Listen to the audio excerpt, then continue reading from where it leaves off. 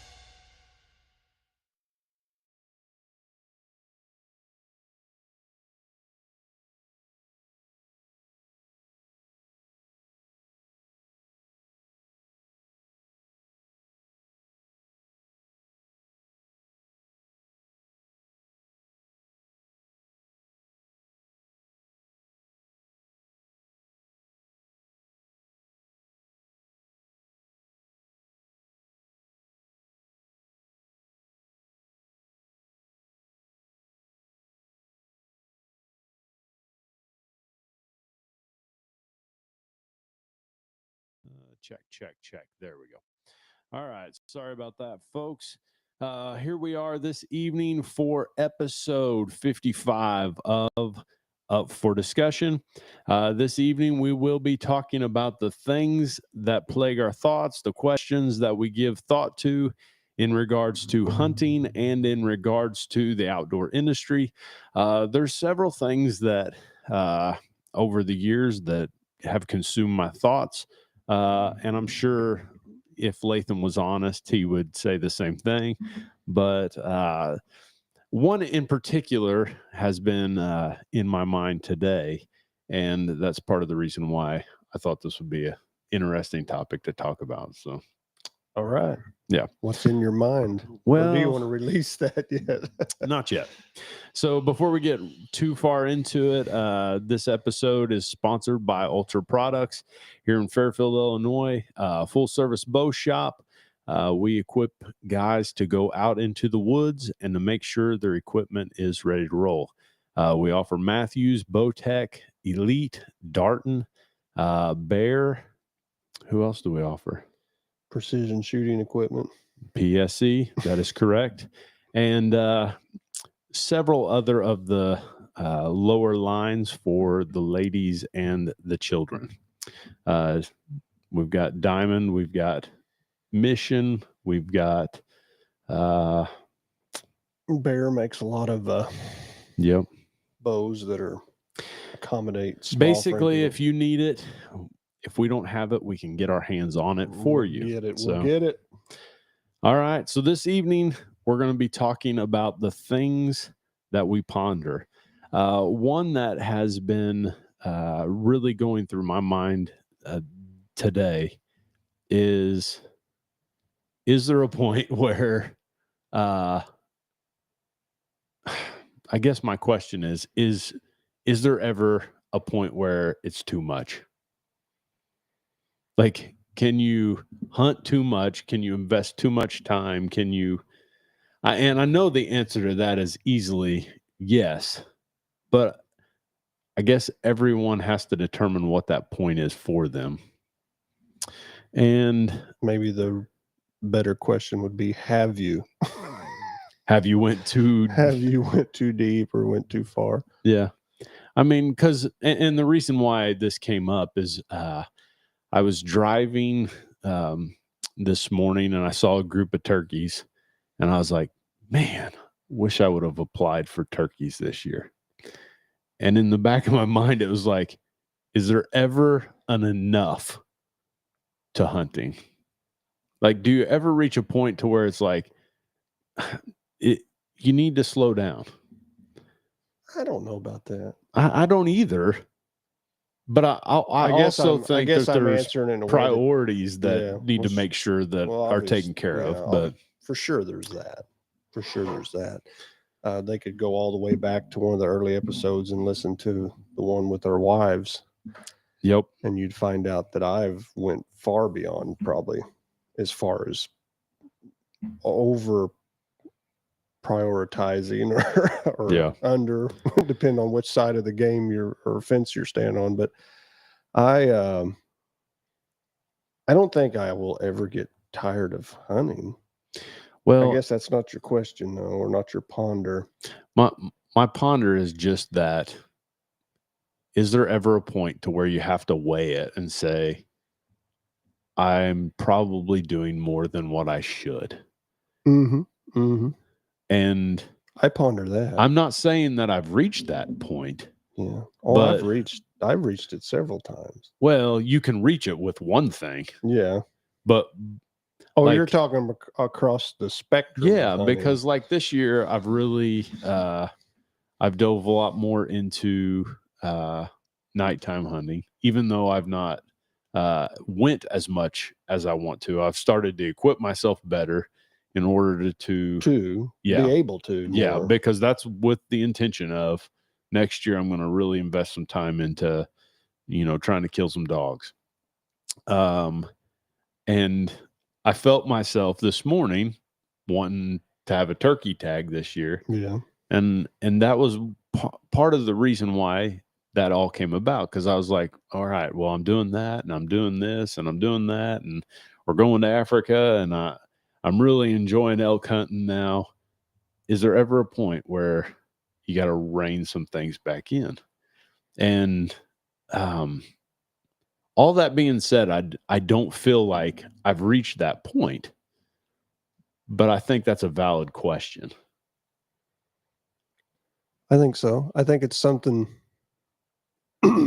since we're pondering, that I've pondered many times, that question. I didn't have much time to ponder the podcast before. Sure. But going back to the night hunting, I think that's one of my beefs with it. I don't like it. It's because I don't need another thing that takes more hours out of the day. And that's generally hours that I don't use or spend, or however you want to say it, donate hunting. Yeah. Yeah. And I get out there at night and I'm like, I shouldn't be here. But it's almost a lot. And that being said, I'll go several times. Yeah. You know, you've always been that way with nighttime, though. I know. Like and, with coon hunting and everything. Yeah. Yeah. Now, when I was a kid, we'd coon hunt every night. I didn't care. But then when I was a child, I acted like I became a man, put away childish things.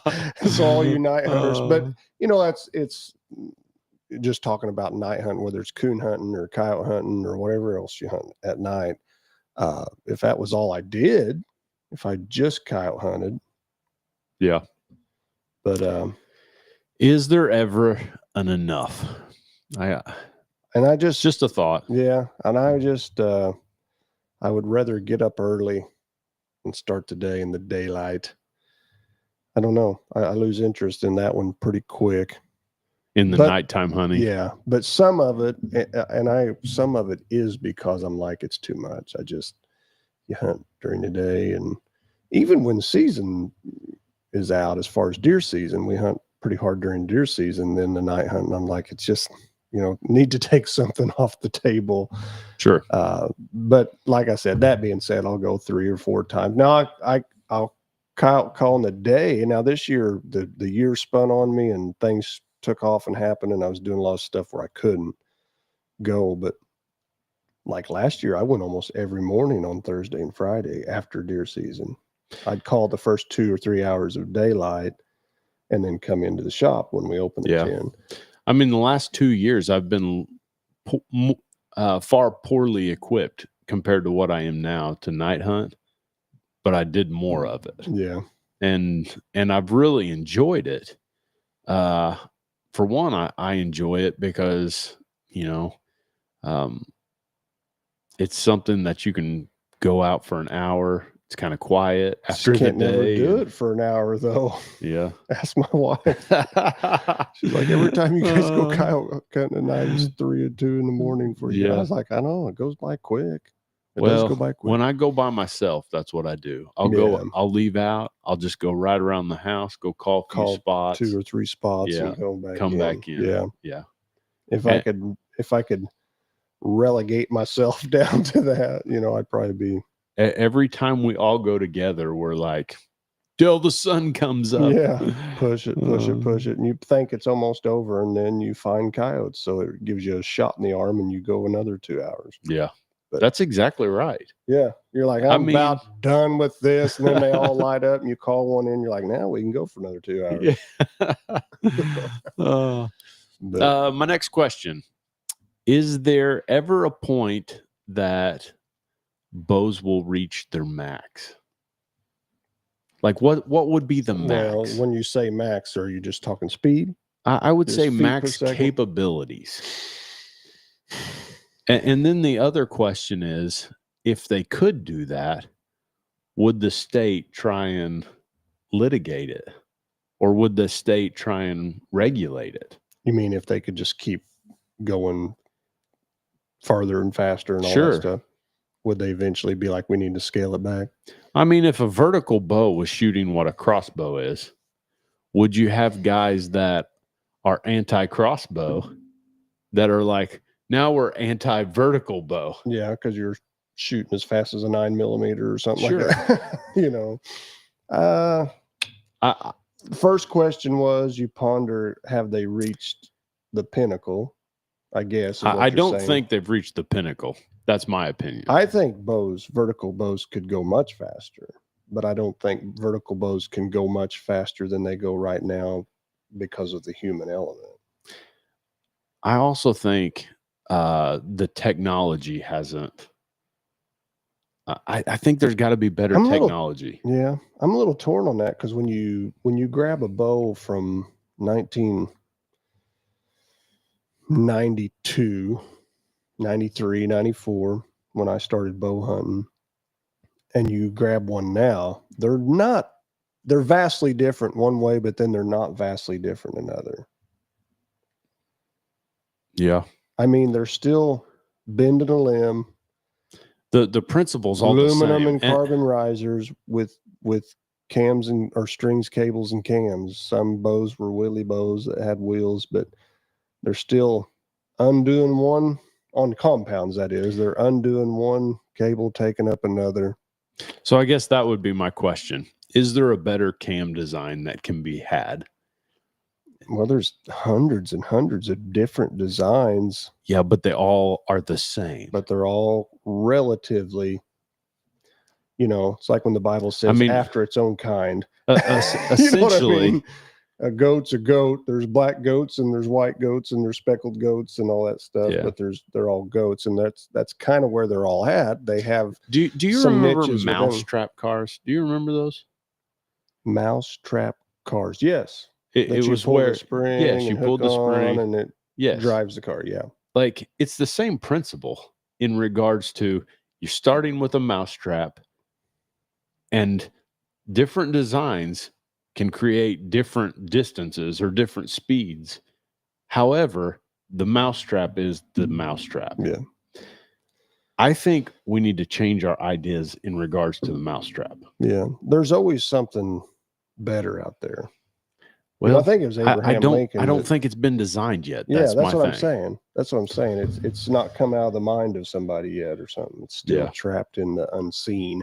Because I think it was Abraham Lincoln. I read a quote one time that, people were trying to fly. And he was like, for man to think he can strap himself in a metal device and fly across, mountaintops is ludicrous. And you think about a visionary, and maybe, I don't know, visionary, but somewhat of a visionary in the mind of Abraham Lincoln, to think it's ludicrous to think you could ever just fly around the world. Yeah. And now he'd be like, it's ludicrous to think. He was a loser, though. No, he wasn't. Careful. Abraham Lincoln was not. Yes, he was. Have you ever looked at the statistics? He lost more than any other person. Yeah, but he won the one that counted. He won the ones that counted. The ones that count. But so what I was saying there, making that analogy or that little whatever that is, there's something that's better. I know. There's something that's better. Why not us? That's my question. Yeah. Why not us? Let's sit and ponder. If you want to ask what I ponder, I do sit and ponder things like that. I know you do. And that's why I think this is a good one. I do sit and ponder. We ain't giving out all our ideas so you can take that and, forget about it. I was like, how can I make this better? And you have to watch it when you look at things from the standpoint of making things better, because sometimes you always are. You just pigeonhole yourself to the mousetrap all the time. Sure. And you think, I need to push the mousetrap plumb off the table. How can I push an arrow more efficiently through the air? Maybe I don't even need the mousetrap. Yeah. Maybe it's something totally different, So we've pondered those questions before. Correct. And Justin, I don't know if Justin be watching tonight, but he brought his dad's Oneida in, and that to me is a pretty good example of somebody was like, I'll try it like this. Yeah. Because that's real close to throwing the mousetrap away when the Oneida bows took off. And they're old. They've been around for a lot of years. It's definitely switching to a rat trap. But I don't think that they were before the compound. No. The actual compound. No. So, somebody thought outside the box there. So I think it's important in every industry for people to think outside the box. I mean, it is what America is about. Like constantly developing and changing and being aware. And what's up, Justin? But there's a reason. There's a reason, though, that crossbows are so fast. It's because there's one part of the human ability you've taken out of it. Yeah, but there's still a mousetrap. There's still a mousetrap. Like the principles are the same. So I would say vertical bows in the state that they're in. Like all they've done with crossbows is they've taken the ability or the inability of man to draw back heavy poundage, right, and made it to where it can be done. Yeah, they married the compound world, the compound, bow world into a crossbow with cams and strings and sure and all that stuff. And then just they throw crazy weight, and they've done other things, the past. But primarily, that's what it's about. It's the same thing. They throw some crazy weights, put devices on there where men can get them drawn back. But you watch some of them medieval YouTube shows, they were putting cranks on. I watched a guy, there's like a replica of a 1,200-pound crossbow back in the olden days, and they had to crank it back with, a cog. What's the guy in Germany? Jorg Sprav. He's fascinating. The slingshot guy. Yeah, he is. I watched him for years. He kind of fell off the map there. I assume he's still doing stuff. Like, to me, that's a man who thinks plumb different. He does. He's thrown out the mousetrap. Yeah, because he invented repeating crossbows and what he's done is he's taking because of the law there, he's subverted it and thought in a different manner. Yeah, it's almost like when someone's blind and they can hear incredibly well because they're blind. Right. Like he doesn't have the ability to have the things that we can have. And because of that, he's developed in other areas. Yeah, he's literally came up with ideas trying to get around the law and be able to shoot an arrow. We're all trying to get around the law. Yeah, you know what I mean? I mean, not breaking the law, but he's like, well, I can't have nothing with gunpowder and I can't have this and all these crazy laws that Germany has. So he, by that, it caused him to invent some pretty crazy stuff. What's up, Rob? Justin and Rob are watching. Hey, guys, if you wouldn't mind, while we're talking, if you wouldn't mind just hitting that share button, that way other people can chime in. We would appreciate it greatly. But I think bows, I was getting ready to say, in the state that they are. In their current state, I think they're really close to being maxed out. So I'm looking at one on the wall that's a riser, bendy limbs, cams, strings, and cables. Now, within that, there's a lot, but that mousetrap, basic design is what everybody pretty much carries. It's really pretty much maxed out. They can maybe make it a little smoother, a little quieter. They can change some draw cycles, some fit and finish things. They can, come up with cool things. Some tuning that the last few years, it's been a big deal. The tuning has been great. The tuning, everybody's coming up with a new way to tune. But as far as pushing an arrow, 400 feet a second with a vertical hand-drawn bow, sure they could. That's another question I ponder there. Sure they could. That bow right there could, if you could keep the limbs together, so put strong enough limbs and strings on it, but nobody could draw it to get it to do that. Because you'd have to have like a 180, that's still within the draw. Basic design. But it would do. I'm saying, you were asked earlier, have they reached their max? No, other than the human being. Yeah.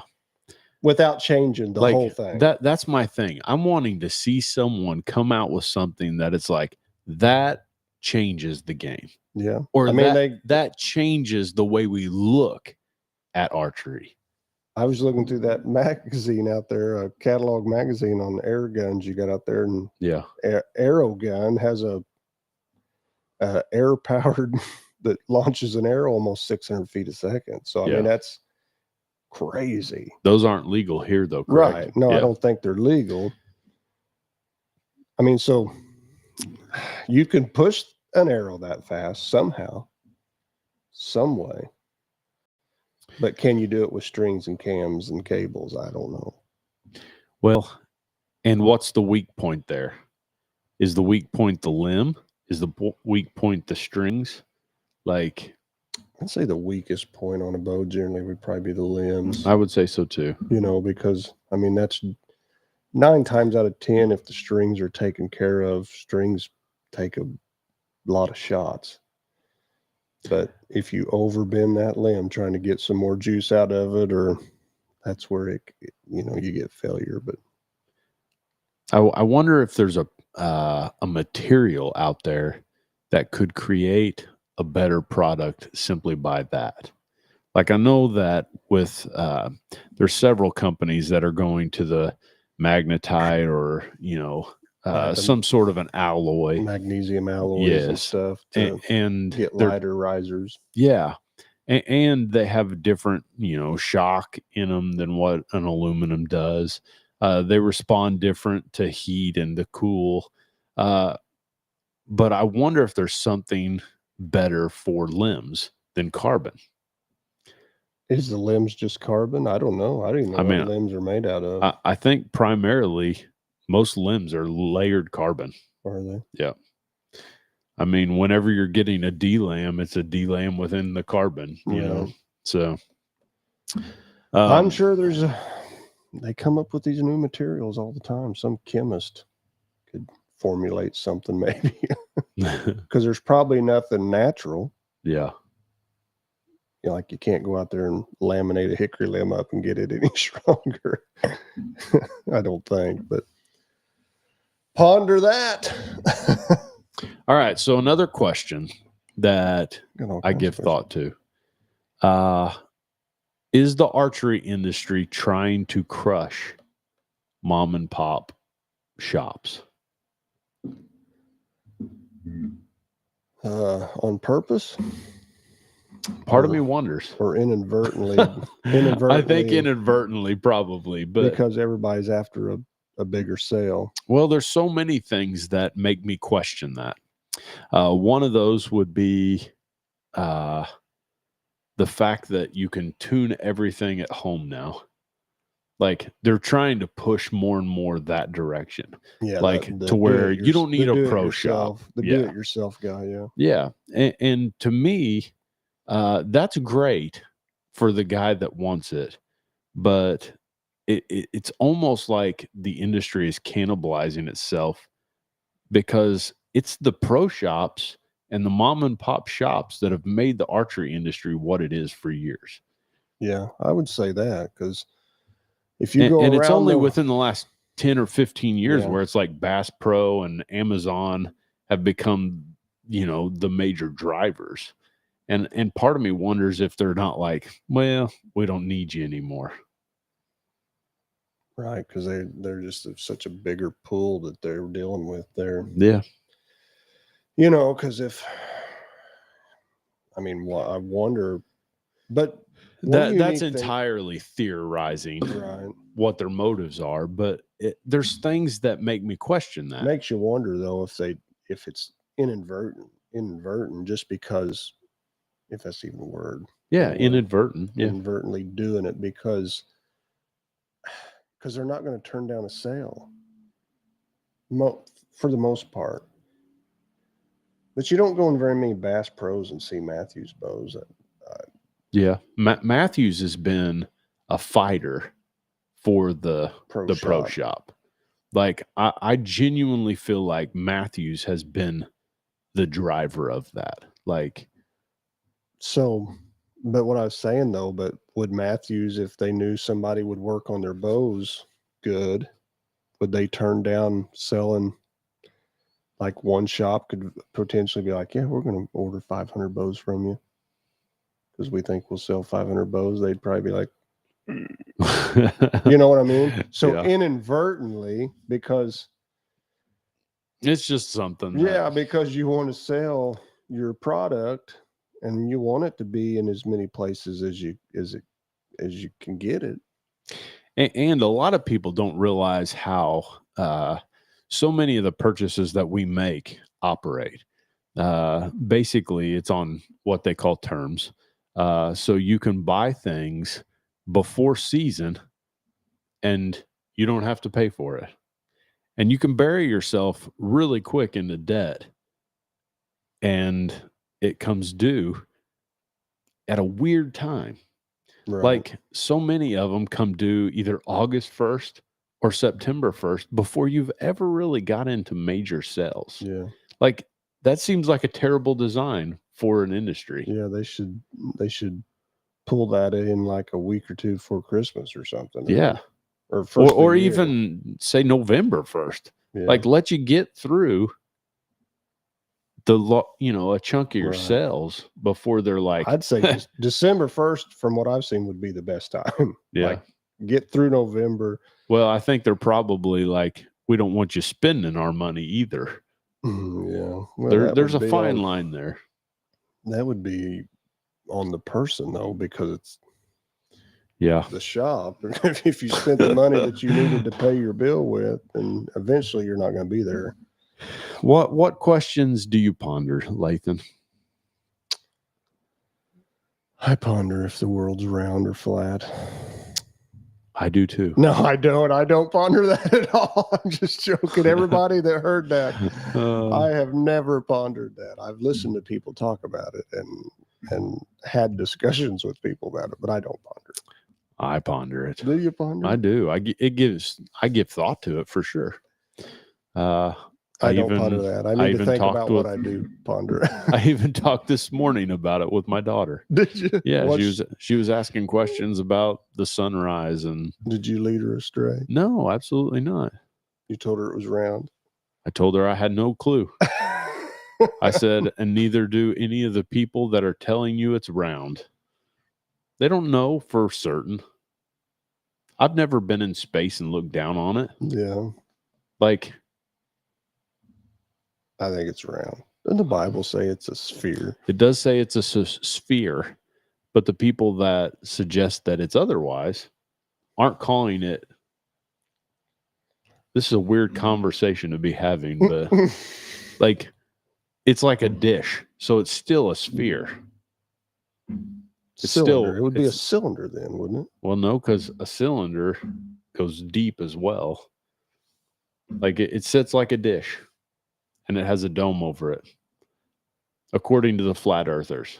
It's like Asgard. I'm not saying I'm a flat earther. in the Marvel. I'm in no way suggesting I am a flat earther. Isn't that where Thor lives? I will tell you 100% that I don't believe we've been to the moon. Do you know? No. I'll tell you 100%. I don't ponder it. I guess because I don't worry about it or care. Well, I don't either. I could see where they could pull a fast one over you on the moon thing. I could see that. Yeah, I don't believe. I feel like the Earth is round, and I feel like you don't even have to go to space to be able to tell. It's like when we see the eclipses and things like that. It's obvious the moon's round. I believe that it's round. Yeah, the moon's round. It casts a shadow. We cast a shadow on the moon. This would be a hard one for you to beat, because when we cast the shadow on the moon, the crescent moon, it's not like it's true. It's a basketball looking round sphere circle casting over the moon. Periodically you would think it would be a flat. If it would be a line going across the moon. Yeah, that's very just destroyed insightful. all the flat earthers in one sentence. Very insightful. But I don't know. What do I ponder? I spend most of my time if I'm pondering, when you say pondering, sitting and thinking on things, it would be biblical things. Yeah. That if I'm going to take up space in my mind to sit and think on it, that's probably the most. Now that sounds like, oh, he's holy, and I'm not trying, because I do ponder other things.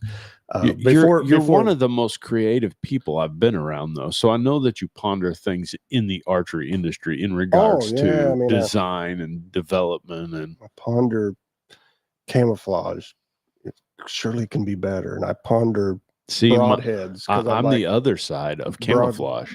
Broadheads could be better, and part of me questions Not that does it matter, because I think patterns matter.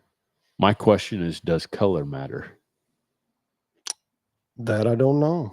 I mean, they tell you all this information about the rods and cones and the way a deer's eyes are made, and different animals are different. And it's there's proof out there that color does not matter.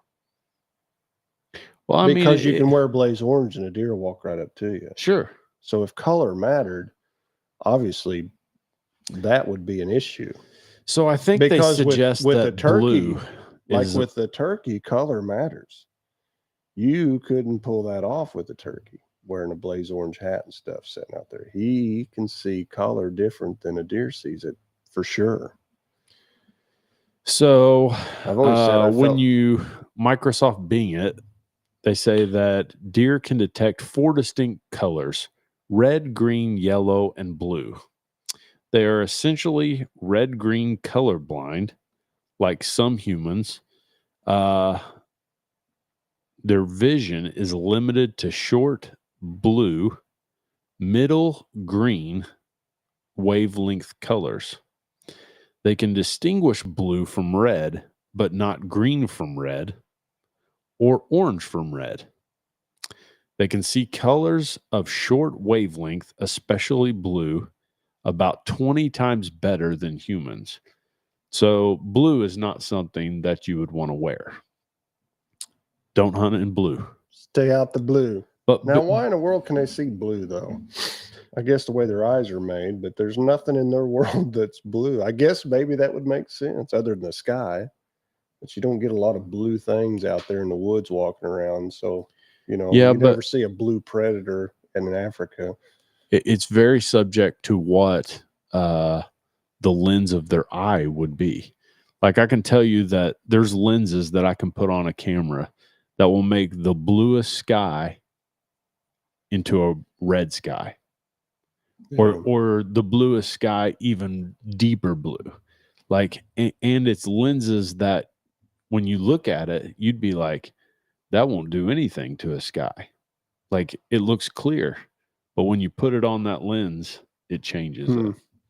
So, but I ponder things like that in the hunting world. I ponder broadheads, and I ponder arrows, and I ponder bows. I do ponder a lot of different things. I ponder when I'm in the hunting world. We were talking about this earlier. I always ponder what to do tomorrow. Yeah. You sit and think about, and I've always said sometimes you just overthink it. You should just go. Do you ever ponder what would make you a better hunter? Yeah, I guess I do. I ponder that there's so much, this is going a little different way quick, but I ponder that there's so much, what would be the word, like status. It's like a status within the hunting world. Yeah. Like everybody's trying to achieve, well, so-and-so, he is a great hunter. It's interesting you say that. And then, so-and-so, man, what a great hunter. And I'm always like, it's kind of a status thing of like, he kills big deer or he kills this. And he's like a real man. It's like notches or like the linebacker that gets the things on his skull helmet. And crossbones. He gets the things on his helmet for how many tackles he got or something like that. Don't you think we're always trying to do that? It's like when he's running around, you see that guy, and they used to do this at college level for sure.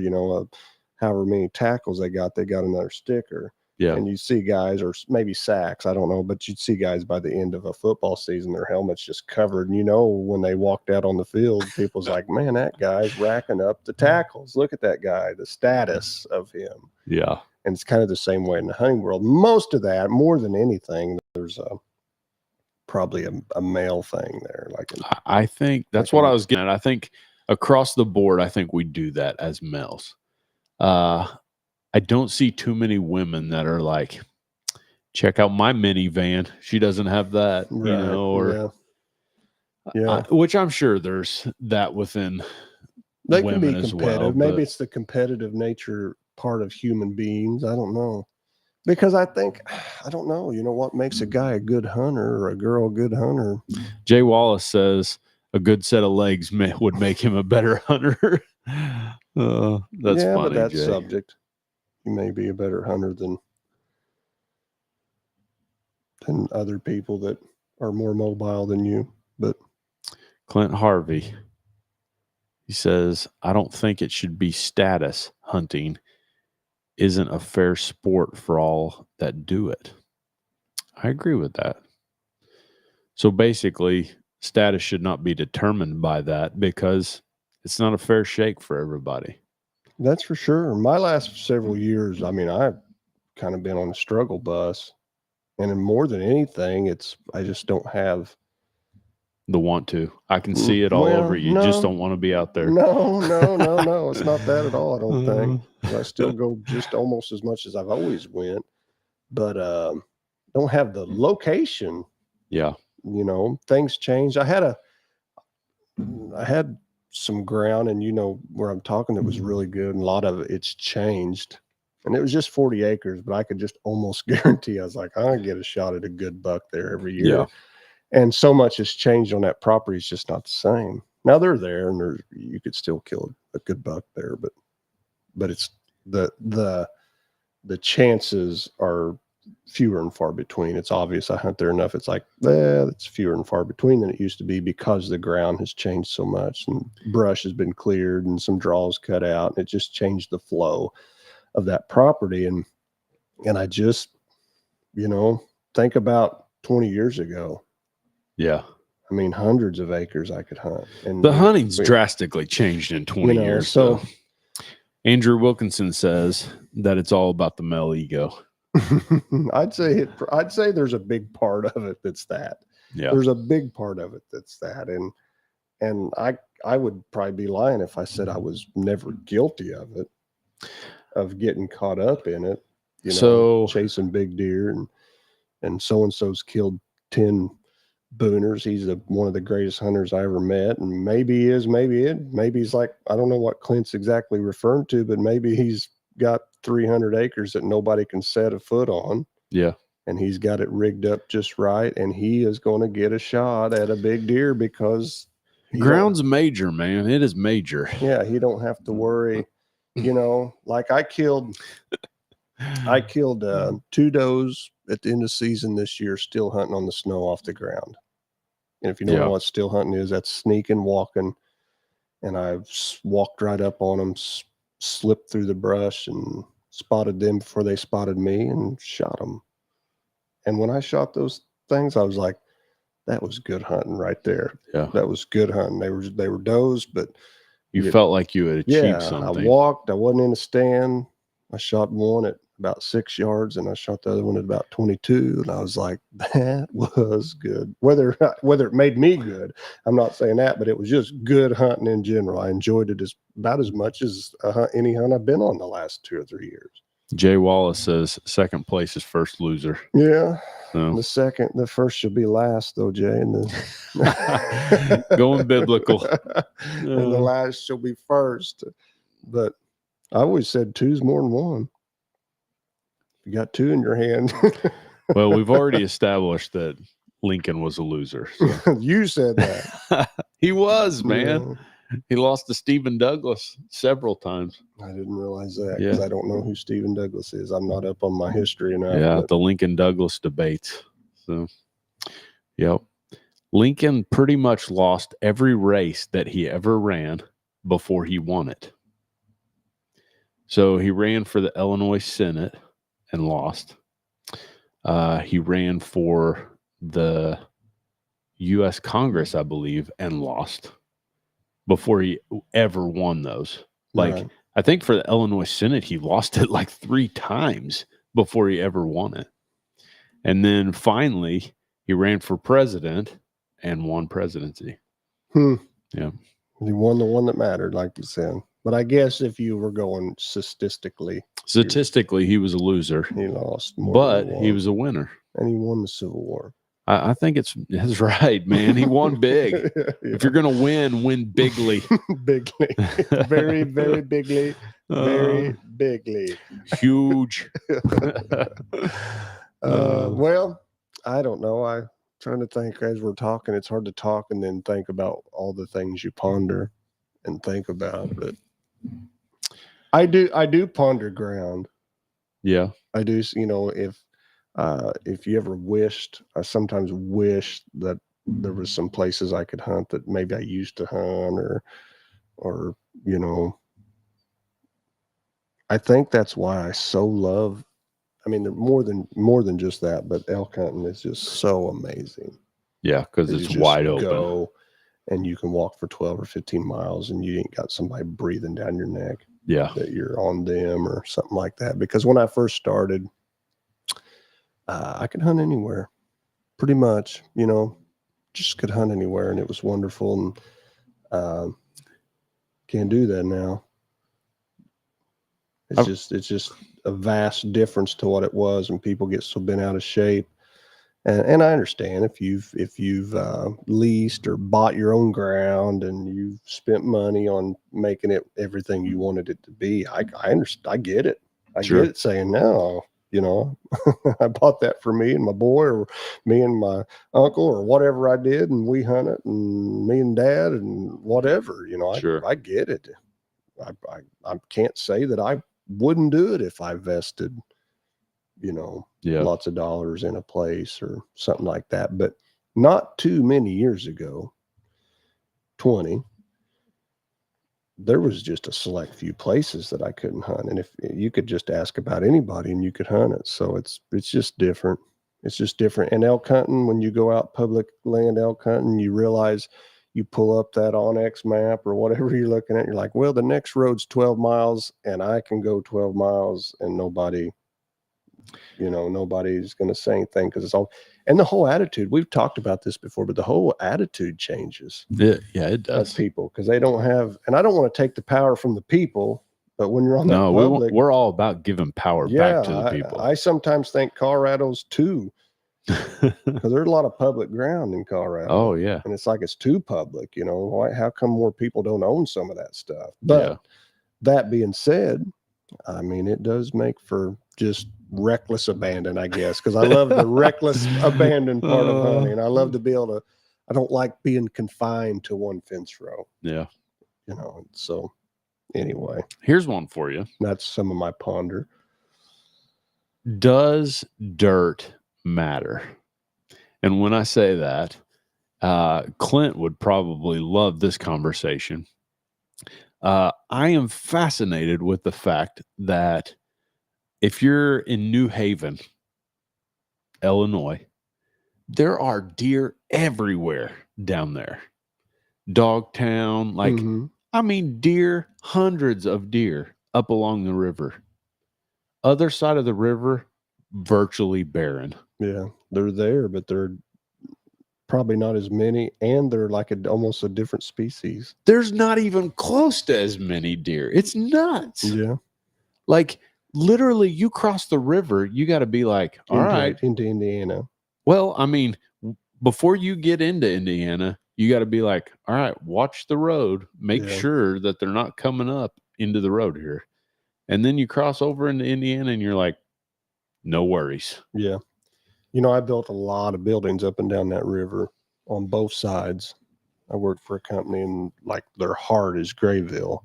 Yeah. So naturally we built close to Grayville, and things branched from there more than anything. Now we built all over, but lots of buildings on Indiana side and Illinois side. Here's the thing. The same applies to Missouri. Yeah. There is deer there in Indiana, but it's not the same. It's not. It's not the same. And I built a building for a big deer hunter. He was a farmer and he loved deer hunting.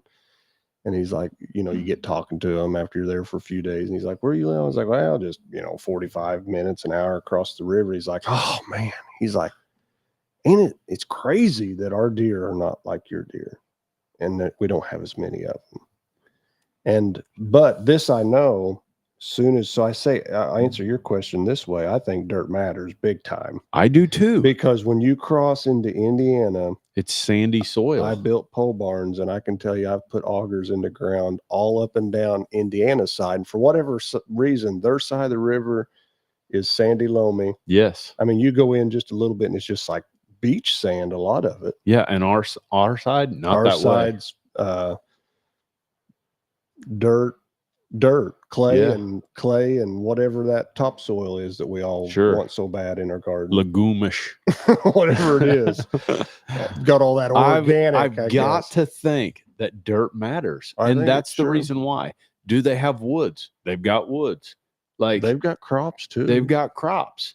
Like it's and there's gotta some be good the deer in dirt. Indiana as far as size and trophy animals there, but the magnitude is not there. Yeah. So it would make you believe that Indiana deer probably come to Illinois. Yeah, it's about the only thing They that's s- coming to Yeah. Illinois. They swim the Everybody else river. is leaving this They place. swim the but- river and come over there because it's I'm sure they're not like, hey, we're going over there, they got better dirt. That's probably not their thought process, but they come over because the food tastes better. Well, Or something I to wonder that, if something it's to that nature. minerals. I wonder Yeah. if they're like, I'm healthier over there than Yeah, what I I am in feel this better. sand. I feel better when I'm on that side of the river, Yeah. so I'm swimming back across. I mean, because the deer can swim that river, no problem. Yeah, no Like problem. there's times when it's so low that you could probably walk places across they it. can walk across, and they just choose. So you know that there has to be something that they're like, I don't want that side, I want this side. The river's not a fence. Now, it's probably not just their top of the list thing. I'm crossing the river every day, but I mean, we've been at Wren Lake and watched deer swim all the way Across the lake. Yeah. and that's way wider than a river. So I mean, it's not that they can't get across that river. Clint says it matters for antlers, but a lot of things matter for antlers. I agree with that, Clint. Water's a major factor. I mean, I think the minerals in the dirt are a major factor. I think when they drop is a major factor to making sure that there's a good growth period. So I think there's a lot of things that come into play in regards to antlers. But I'm just fascinated with the fact that I feel like dirt is a contributing factor why Illinois has good deer. Like Yeah. I'm telling you, For if you some go on the reason, other there's- side of St. Louis, Yeah, for some reason, the two rivers that campus us like kept the dirt and didn't wash off back during the flood or whatever happened. sure, Yeah, it's like it piled up the good stuff dirt and in the washed all the middle. top off the other sides, and it's we're thousands of years later, and it's still we've got the better. we got better deer because of it. We got better deer because we got the better dirt. Well, there's always saying everything grows bigger in the bottoms, and that old those bottoms dirt fields. Here's the thing. Tell me the places that have the best deer. Iowa. They all have the best dirt. I don't know much about Ohio, but Ohio's got good deer. Ohio's got good dirt. They'd be a big, maybe there's places in Indiana, but boy, you don't hear much about Indiana. No.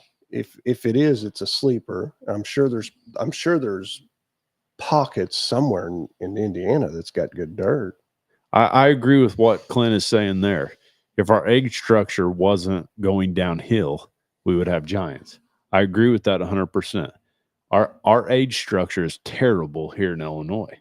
I think our laws don't promote that. And I think there's potentially some other things going on as well.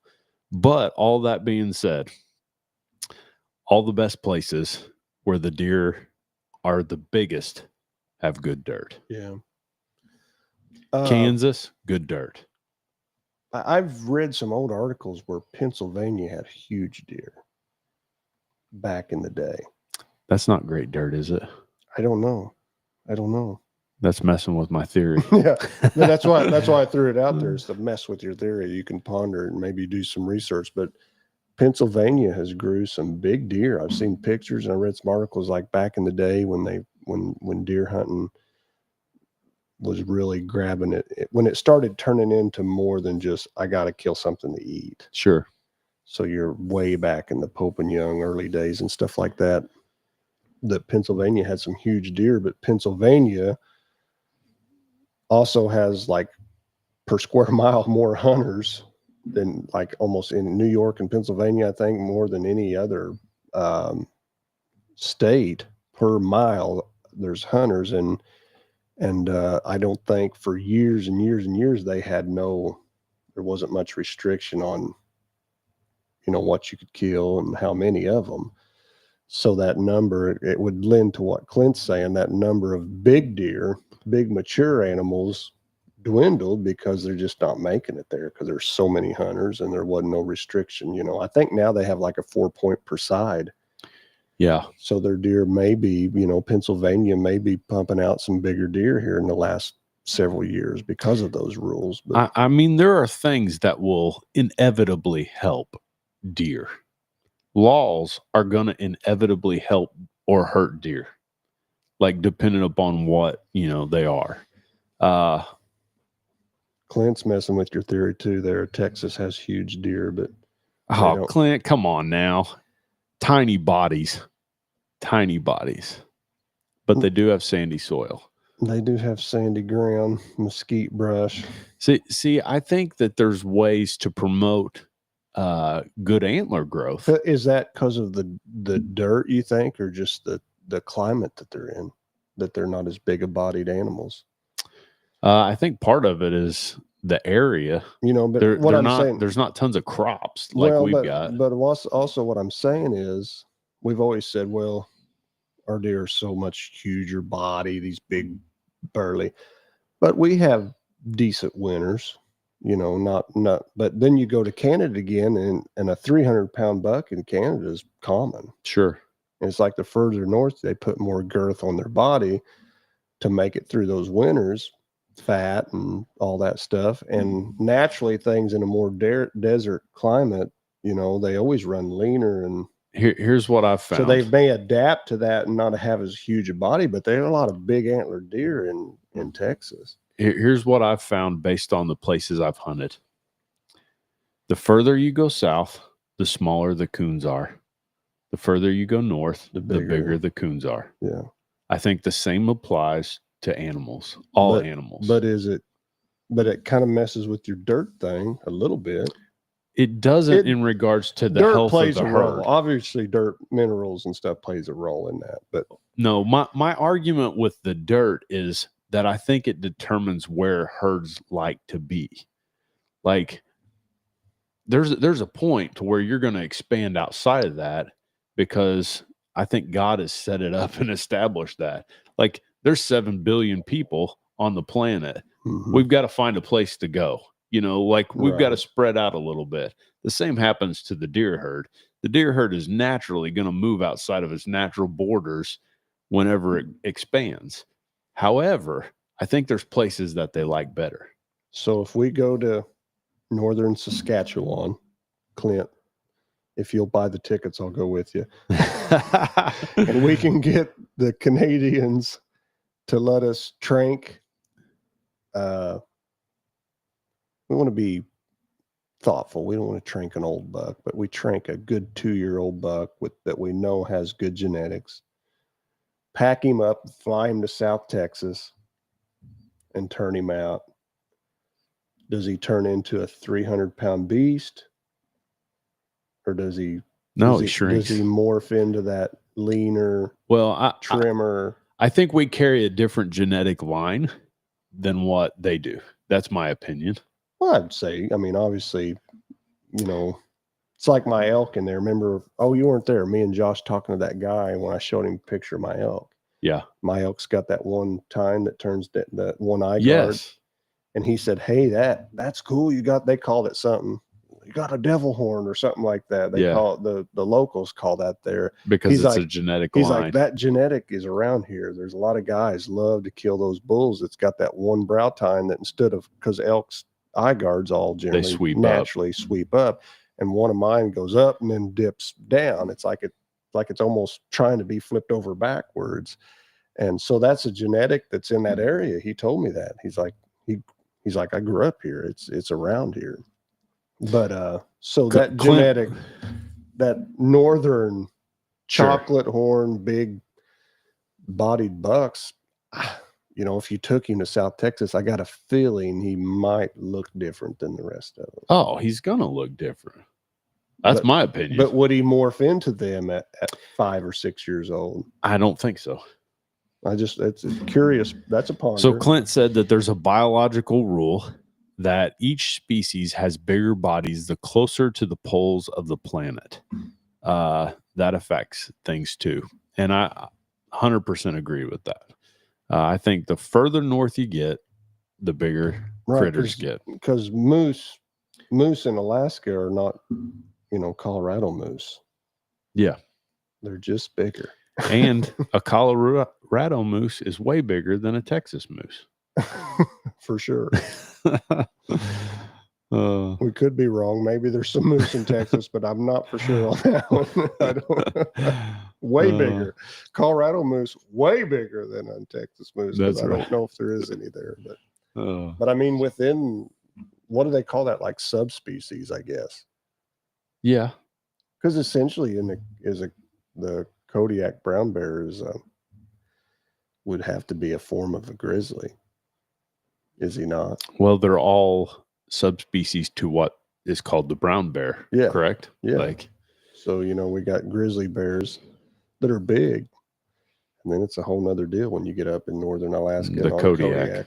Yeah. I mean, it's Kodiak's going to smash a grizzly. yeah, he's got 300 pounds Yeah. on some grizzly bears. But so I mean, That's fascinating. That holds true, that it's just harsher climates and only the big survive. And it may be that may be why things are bigger closer to the poles, because it's harsher. And if you're just a little dinky feller, you're not going to make it. So you're not going to pass your genetic on anyway. I And they would just like to keep know. they keep passing that big genetic to their offspring because they're the only ones that live. Why does that apply to the animal kingdom and not to the humans? Because we think different than they think. We live in homes and build roofs over our heads and stuff like that. And But you think if that weren't the case, there'd be bigger Obviously. humans in Canada than in Texas? if we're all living outside, Yeah. probably, because only the strong and tough would live and pass on their genetic, and the weaklings wouldn't make it through. Yeah. And next thing you know, you got I'm still not sure that shouldn't happen. the next thing you know, you've got a bunch of 6'4", broad-chested, strong. Everyone's got a big genetic. I mean, there's something to that in humans, because look at Iceland and Greenland over there. All them men there are huge, Maybe you just proved that point. and it's because they're all on a island, and that genetic just stays there. yeah. I mean, Iceland, is You're an looking island. big, Bjorn. You're really looking swole today. And all they got to do is work out and be at home with their wife, Yeah. because it's freezing cold. So I mean, they're- Even the ladies are big there too, though. I don't know that Yeah, one. You they better are. walk out on No, I mean like tall. Like they're built large. big McLarge huge. Oh man. don't This know has how been a we- fun one. I don't know how we got on that. Is there anything else you ponder? Oh, there's probably tons of things, but you put me on the spot. I don't know. I that whole deer with soil thing, I think is an interesting thing. You sit and ponder that? I do. Because I have not pondered that, but I can make good discussion with you about it. Well, I live right there by New Haven, and I see the number of deer on one side versus the other, and it's just strange to me. And I see everything that they've got over there and everything that we've got on this side. I'm like, there's oil wells, there's timber, there's crops. Everything's corn the and beans, same. What's different? Ground. The soil's definitely The soil's different. Like, I think there's got to be minerals here that they don't have there. And because of that, I think they prefer this side of the river. I ponder if there's such a thing, and this is Clint's still on here, so sorry when I bring this up. I ponder if mechanical broadheads kill deer faster than just good fixed heads. So it's interesting you say that. Do you follow Scott Evans at all? No. Scott Evans just did a video about this. Statistically, mechanicals kill more deer than what fixed do. Well, statistically, but it's more not. people are No, it's using not them. based on purchase. It's based on, like all things being even, mechanicals kill more. Like the death rate is more, So or the more, success rate is more. say more people lose deer with fixed heads. Yes. Because when I go through my, you're bugging me. When I go through my book of remembrance, and I've killed. Now I've had a couple years where these last few years I've just killed one deer. I killed, I think, 3 this year, but I've just killed one deer a year, and it's generally a buck or possibly 2 because I haven't shot does for several years, and I killed a few this year. But if I go back through my memory and think of all the deer I've shot, and obviously I killed anywhere from probably an average of 5 deer a year since the 6th grade. So I'm getting up into several, 100 and whatever, Sure. 130 or something like that deer with the bow. I've lost more with mechanicals than fixed, I think. But part of that, I try to ponder it and shake it out fair. Part of it may be because I've shot several, maybe more deer. I went through the first years of my hunting, I shot fixed, and then I found out that I could shoot better accurate wise with mechanicals. So I switched to mechanicals. So obviously I've shot a lot more deer with mechanicals. Now that's not to say fixed don't shoot accurate. I just didn't know how to get my bow tuned To do what you wanted. to make Yeah. fixed heads fly. And I could get an untuned bow, will throw a mechanical broadhead better. And I'd rather shoot accurate, obviously. So I say all that to say I've lost more with mechanicals, but I probably shot a lot more with mechanicals. Yeah. I think me and you have over the years been plagued with something that has limited our abilities as well. And that's that we're poor. So we were always buying the cheapest thing that we could. Sure. If it was a 5-pack of something, well, we're going to spend it on the 5-pack rather than 3-pack. And there were times that we bought things that probably weren't nearly as effective, even though, just because they were cheaper. Now, as we got, a little older, that was not the case. But I think cheap will always give you cheap. Yeah, obviously. Yeah. You can get some cheap junk on the end of your arrow. But and I have a knowing that I think Rodney said something about 3 inches. If you shoot something with a 3-inch and you can push it all the way through them. But here's I think Clint just brought up the primary point there. What is it? So Clint's argument is mechanicals make better blood trails, which helps a lot of inexperienced trackers help with recovery. That could be. And I think that's going to push that success rate up. Whereas with a fixed, you're not going to get the blood trail with a fixed head that you will with a mechanical. I don't know, man. I've seen like mine this year. I would put 2 of those blood trails. I would put it next to any 2 or 3 inch broadhead. Yeah, but the broadheads you're shooting are not the standard that most guys are. Like a slick trick, it's a very small cut.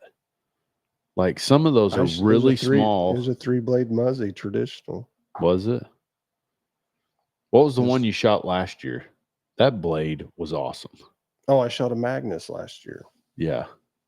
Just a 2-blade. Yeah, it was cool though. Yeah. But did it have a bleeder on it? No, it did not. Just a 2-blade and the 2-blade Magnus 125s. But the thing I know, I mean, here's always where the big cut is better. If you hit If you hit behind the diaphragm, Yes. it's always better. It just is. I don't deny that. If you hit behind the diaphragm, if you're going to push 3 inches or 2 inches of 3 blades through them, Cutting diameter is always going to win if there's nothing there to stop it. Yeah. As soon as there's something there to stop it, Yeah. that's where it loses. Yeah. I guess I lean towards I'd rather shoot an 1.125" broadhead that I feel like I can blast through whatever gets in my way to get inches deep. Because what some people don't talk about is, well, I got 3 inches of cut, but you only get 6 inches in.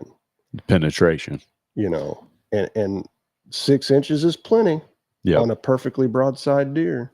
But as soon as you throw a quarter or something in there, and I'm going to go ahead and tell people most deer they shoot are quartering, even when they think they're broadside. Yeah. Because you start watching videos of deer after deer after deer. Now, he was almost broadside, but he wasn't quite broadside. So when the arrow, when it matters, it matters. Yeah. So what I'm saying is, when you've got 2 inches of cut, but you made it 6 inches, but you got 1 inch and an A 3 blades that went 15 inches, you ended up with more cut. Yeah. If you do the math. Right.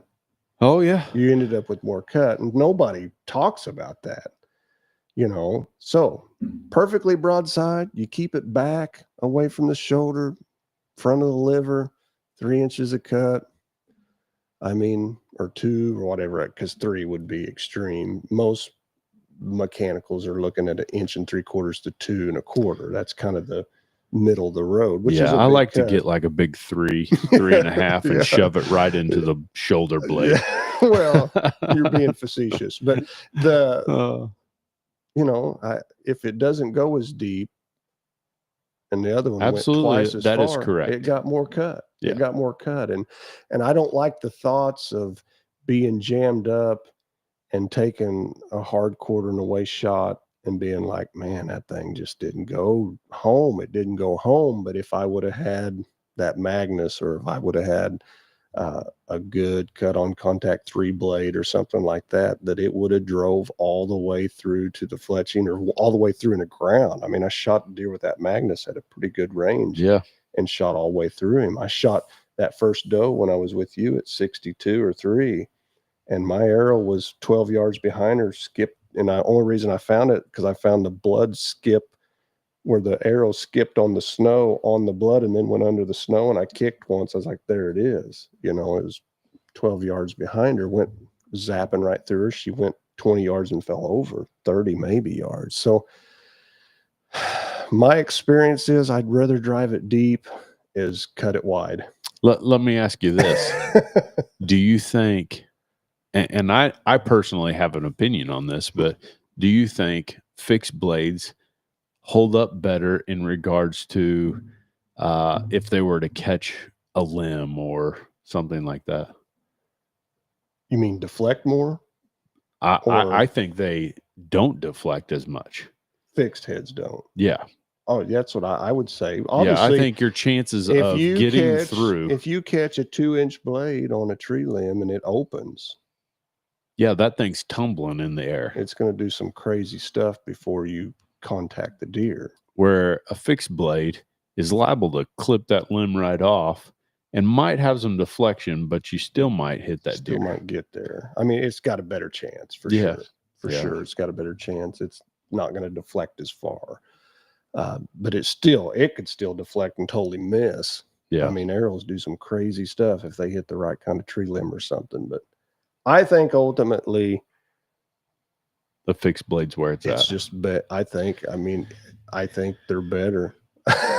Yeah. And that's 2 turntables and a microphone. That's just, at the end of the day, I shot that elk facing me, so you can kill big animals facing you. Sure. But if I would have shot him with a big 3-blade, 2-inch cut hammerhead or something like that, I bet you I wouldn't have recovered that elk. What do you want to bet? I don't know. I bet you wouldn't recover him. Clint says everything is give and take with archery setups. Hard bone and range are what he's giving up. We know that Clint shoots That's true. a pretty large cut, That's true. and he That's- shoots a very heavy arrow. It's a good and way to because put of it. that, yeah, that's what he's given up. I don't want to give up potentially a frontal or something. I want to be able to be like, I know my setup. Obviously, I want to stay away from the humerus bone or whatever, the big knuckle, but I know my setup on a frontal. I was like, I can get through there. You're talking elk, or are you talking Elk and whitetails. Yeah, you get into a weird area there. Well, if you go west and you're talking 700-pound bulls, Western guys would think you're nuts if you're not going to shoot a facing shot. Yeah. Because you're going to get that a lot calling them into you. They come walking into you on the ground. Now, facing me, a whitetail from a tree is a different ball game. But if I'm in a blind, If you're on I'm the on ground, the ground with yeah. him stalking. I killed that one buck a couple of years ago facing me, but I was on the ground with him. He was 15 yards, and I buried it to the fletching. Yep. Right above where all the hair meets there.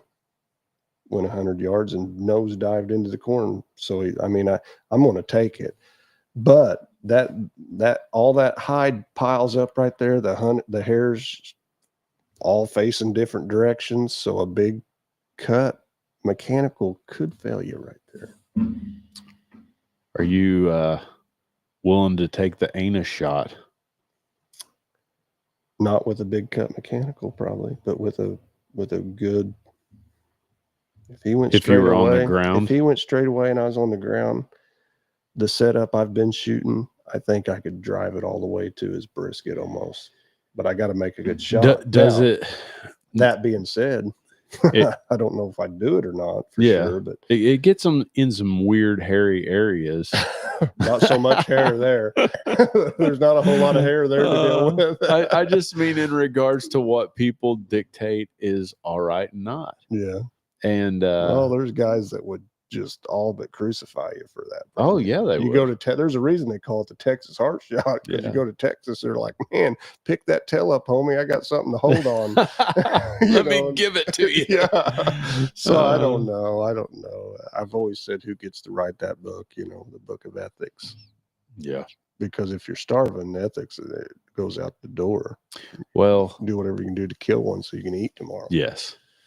Do ethics come more into play if you're trophy hunting? I'd say so, probably. I guess they do. I would say they probably can. It would seem that they have anyway. But that's very shady in regards to who writes that. Yeah. Because that's all subject to each. There's a bunch of our like say yardage ethics. It's unethical to shoot that far. Was written during the recurve and early compound days. Sure. If I'm pulling 80 pounds shooting well over 300 feet a second with a 500 grain arrow, I can kill deer at 15, 60 yards easily. The flight time is probably similar to 20 yards back in the olden days. Yeah. So if you're arguing, I don't have the power, I've already proved that's not the case. I can shoot right through them.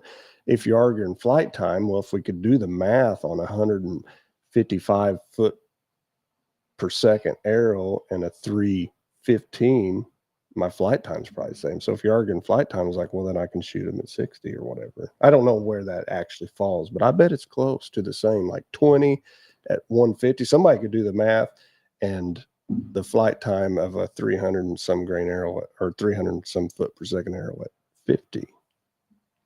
I would like to sometime do a video where we set up and figure out. Okay, so everybody sets their first pin at 20. They've done that. It's custom. Don't think we need to. Probably need to break the mold and set your first pin at 25 or 30. That's my thinking. Yeah. Because what bows were doing whenever we started with a 20-yard pin, they're not doing that anymore. No. No, for sure. Those bows were shooting 240. Maybe. Yeah, there's some early compounds, I guarantee, especially with aluminum arrows. Oh yeah. And the setups back in the day, they're just shooting 160 feet a second. They're Yeah. shooting just over a lot of recurve. My recurve right now, if I really long stroke it, I think with that one arrow, I don't even know how much it weighs, but I shot like 180 or something like that, 170 something. So the fact that that's that's me the overdrawing case, it. like, and in no way am I trying to push guys to shoot further than what they're comfortable or what they can do. But the book needs rewritten a little bit. It does. Yeah. It really does. Yeah. I believe that. Yeah. I don't have a major problem with 50-yard shots with modern bows. I do not either. I mean, the power's there. The flight time is cut way down because they're so much faster. Obviously, now here's where you need to read the animal before you shoot You him, do. probably. But and I think your fletchings do come into play there based on noise. noise and Yeah. I mean, well, I'll just go ahead and tell everybody I've killed a lot of deer at 50 plus in the last 10 years. Yeah. You know, and I've always pushed to want to shoot fast because it helps with that. So that's too far for some. I shoot a lot. I can get my setup to shoot really good groups at 50 yards. So if he gives me a good one, I'm going to send it at 50. I'm going to. Yeah. You got a problem with that? Right. Ultra Products at no. But oh man, that's anyway. funny. Let's go home. All right, we're gonna kick it off here. We'll ponder this some more. That's right. We appreciate everybody tuning in. Rodney Hawkins, Gabe Hogan asked if we're going to be shooting any of the national ASAs this year. Gabe, if you're still on, I have every intention of shooting some of the national ASAs, but man, we've been busy with stuff, and we've been shooting. I've been shooting some, but I've got every intention. Definitely going to shoot a qualifier here in the state and shoot the state as well. So again, we appreciate everybody tuning in. If you guys wouldn't mind, please like the page, follow us on the page, and also, if you wouldn't mind, click the SHARE button at the bottom. Share this, that way other people can watch it as well, and we appreciate it. So thank you guys for tuning in. We will catch you guys later and catch you next time.